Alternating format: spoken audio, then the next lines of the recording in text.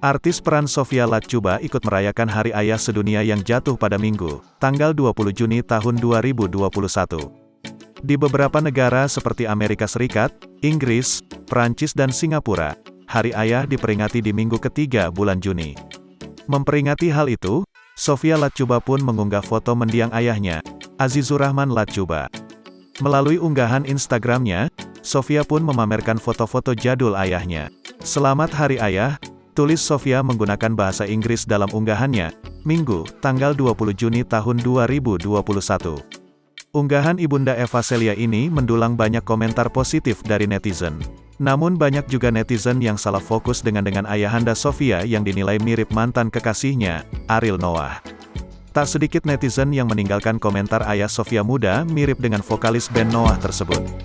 Mirip Azriel ya papanya waktu masih muda, tulis seorang netizen.